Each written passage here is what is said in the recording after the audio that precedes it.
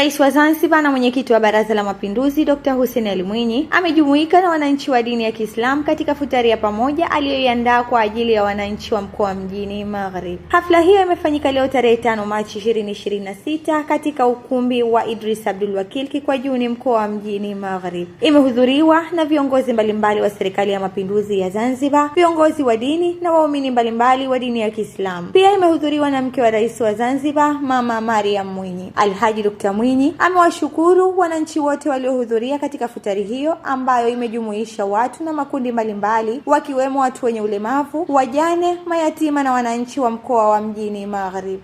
Tuendeleze sana dua kwa wingi, kwa sababu kwa kweli uko tunaposikia duniani mambo yamechafuka, na siku hizi dunia ni kijiji, huwezi kusema hayatuhusu. Kwa kweli yatatuhusu, kwa sababu sisi bidhaa zote tunategemea kutoka nje. Kwa hivyo meli zinapokuwa haziwezi kuja huku kwetu, sio mashaka. Mafuta yakishindwa kufika huku, mashaka. Chakula kikishindwa kufika huku, mashaka. Alimradi tuna wasiwasi mkubwa, na hayo yanaendelea na athari zake kwa nchi yetu, lakini kubwa ni kumwomba Mwenyezi Mungu yapite ili tuweze kuendelea na maisha yetu kama kawaida. Shukrani zangu kwenu nyote mlioitikia mwaliko wetu ya kuja kujumuika na sisi katika iftari hii, ikiwa ni ada yetu ya kila mwaka mwezi mtukufu wa Ramadhani, kukutana kwa pamoja kupitia mikoa ili tuweze kupata iftari. Lengo na madhumuni ni kukutana. Tungependa tuwe na watu wengi zaidi, lakini kwa sababu hilo ni zito, utaratibu ni kuteua au kuchagua watu wa kuwakilisha wenzao katika mikoa.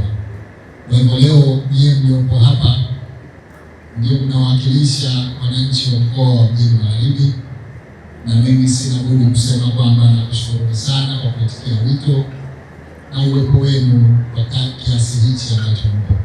Naye mkuu wa mkoa wa Mjini Magharibi ndugu Mohamed Ali Abdalla amemshukuru Rais Dr. Mwinyi kwa mapenzi na upendo wake kwa wananchi anaowaongoza na kumtakia kila la kheri katika utekelezaji wa majukumu yake. Niaba ya wananchi wa mkoa wa Mjini Magharibi pamoja na makundi mbalimbali yaliyokuwepo hapa, tunakushukuru sana kwa utu wako, ukarimu wako, upendo wako pamoja na mapenzi yako kwa wananchi wa mkoa wa Mjini Magharibi na wananchi wote wa Zanzibar kwa ujumla.